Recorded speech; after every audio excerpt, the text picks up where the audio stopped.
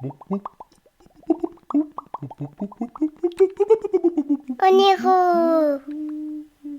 Il y a de cela bien longtemps, vivait au bourg d'Ault un couple connu de tous. Lui, c'était un enfant du pays. Il avait gagné sa vie grâce à son bateau, le goéland qui s'appelait.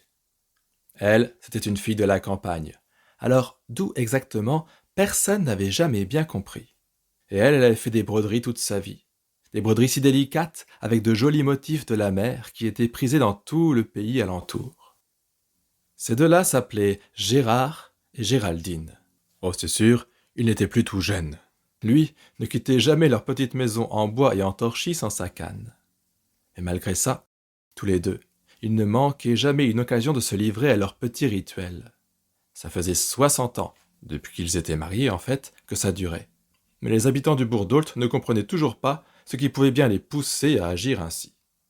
En effet, à chaque fois qu'une tempête frappait la ville, et alors que tout le monde rentrait chez lui se calfeutrer en attendant que ça passe, Gérard et Géraldine, eux, main dans la main, sortaient de chez eux pour se rendre au bord de la falaise. Ils restaient là, immobiles pendant 1 heure ou plus, à regarder la mer déchaînée. Et puis à un moment, ils se regardaient, se souriaient. Et dans ce regard, dans ce sourire, oh, si vous aviez été là, vous auriez pu vous abriter de la tempête tellement ils étaient larges et doux. Et puis ils rentraient chez eux, sans se soucier de la pluie battante. Mais je vois bien que vous n'êtes pas dupes. Vous qui avez un cœur qui bat. Vous sentez bien que derrière cet amour se cache un secret. Alors, écoutez bien, car voici que l'histoire se dévoile. Oui, à l'époque, Gérard était un jeune homme, à qui son activité de marin-pêcheur avait donné une carrure, propre à soulever l'admiration de toutes les jeunes filles du village. Pourtant, il ne semblait pas pressé de répondre à leurs avances. Et lors des bals qui de temps en temps animaient le village, accoudé seul au bar, c'est une guirlande de soupirs qui s'accrochait à son cou. Un jour, Gérard est sorti pêcher, comme d'habitude, sur son fidèle goéland. Mais la mer est imprévisible, et ce jour-là, une tempête a surpris le marin. Et voici que le vent souffle en rafale, et lui et son navire sont ballottés par les flots. Tout à coup, une vague plus vicieuse que les autres s'est abattue sur eux. Gérard est propulsé hors de son navire, et le voici qui coule dans les profondeurs. L'air lui manque, il perd connaissance, et... Incroyable. Il ouvre les yeux. Il recrache un peu d'eau, certes, mais il est vivant, allongé dans son bateau. Avant même d'être en mesure de se demander ce qui a bien pu le sauver, sa main heurte un objet tout lisse, émettant une faible lueur qui décline et puis s'éteint tout à fait.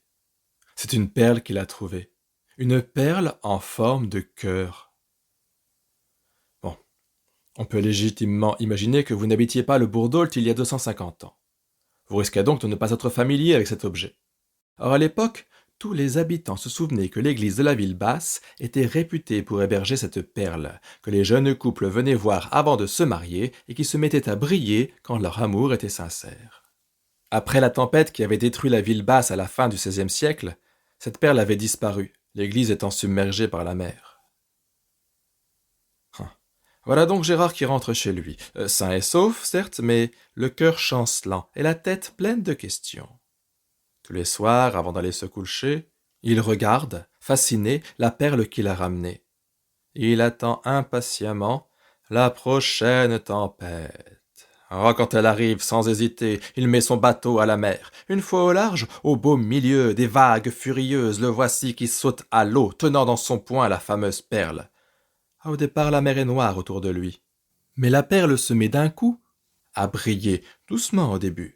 Et puis de plus en plus fort. Bientôt elle éclaire assez pour que Gérard voie arriver devant lui une sirène. Une véritable sirène qui, sans perdre un instant, attrape le marin par les épaules, le remonte à la surface et le hisse à bord du goéland avant d'y monter à son tour. L'homme et la sirène, dans le navire, se tiennent par la main et le regard. Ils échangent 2 simples mots. Gérard et Aldine. Puis la perle en forme de cœur se met à briller d'une lumière aveuglante. Elle flotte à un moment dans les airs et plonge au fond de l'eau. Quand la lumière a disparu, les 2 amoureux voient qu'à la place de sa queue de poisson, Aldine est maintenant pourvue de 2 jambes, 2 pieds et 10 jolis petits orteils. La tempête s'est calmée, et tous deux sont rentrés au bourg d'Ault. Bien sûr, très vite, ils se sont mariés, Gérard et celle qu'il a présentée sous le nom de Géraldine. Lui, il a continué de pêcher. Elle s'est mise à broder des tissus aux motifs inspirés de la mer. Et à chaque tempête, il ne manquait jamais l'occasion d'aller voir la mer déchaînée qui était à l'origine de leur rencontre et de leur amour.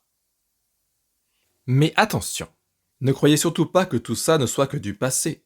Aujourd'hui encore, on voit souvent des couples d'amoureux se promener au bord de la mer à la fin du jour. Et sur leur passage, une étrange lumière s'allume parfois, semblant provenir du fond de la mer. Certains prétendent même que cette lumière aurait une forme de cœur.